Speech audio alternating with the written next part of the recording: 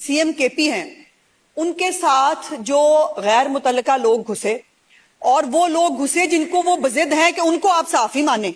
लेकिन जो सहाफ़ी जो मुख्तलिफ इदारों से वाबस्ता थे, जो पंजाब असम्बली की बीट करते हैं, जो प्रेस गैलरी के मेंबरान हैं जनाब स्पीकर, उनको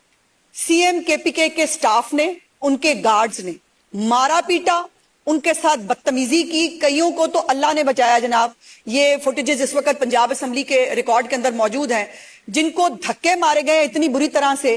कि उनको नोचा गया है। और उसके बावजूद अफसोस का मुकाम यह है कि शर्मिंदा होने के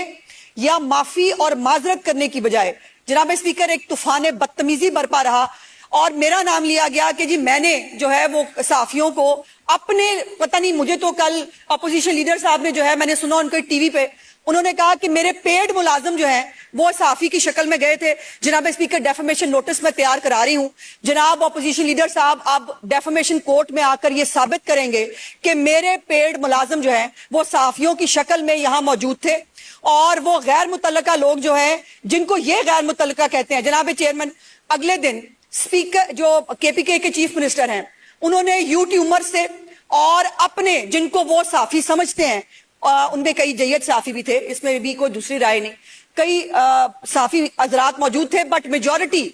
वो लोग थे जो एक प्रोपेगेंडा सेल के मेंबर हैं, जो ना किसी इदारे से वाबस्ता है, ना उनके पास कोई एक्रीडेशन कार्ड मौजूद है, ना उनको कोई साफी मानने के लिए तैयार है। लेकिन सोशल मीडिया के ऊपर भी इस वक्त एक तूफान बदतमीजी बरपा है कि जो लोग, जिन्होंने सीएम केपीके से ये पूछने की जुर्रत कर ली कि लाहौर कैसा लगा, जनाब स्पीकर, उनकी छेड़ बन गई है कि लाहौर कैसा लगा। अब मुझे बताइए, लाहौर कैसा लगा, ये गलत सवाल है। या ये पूछा जाए कि जी दहशतगर्दी जो है वो केपीके के अंदर हो रही है, आप उसका नोटिस क्यों नहीं लेते। जनाब चेयर, जो कुछ पंजाब के सहाफियों के साथ, जो प्रेस गैलरी के लोगों के साथ किया गया, जनाब स्पीकर, मैं भी एहतजाज के तौर पर मैं भी इसके ऊपर वॉकआउट करती हूँ जी।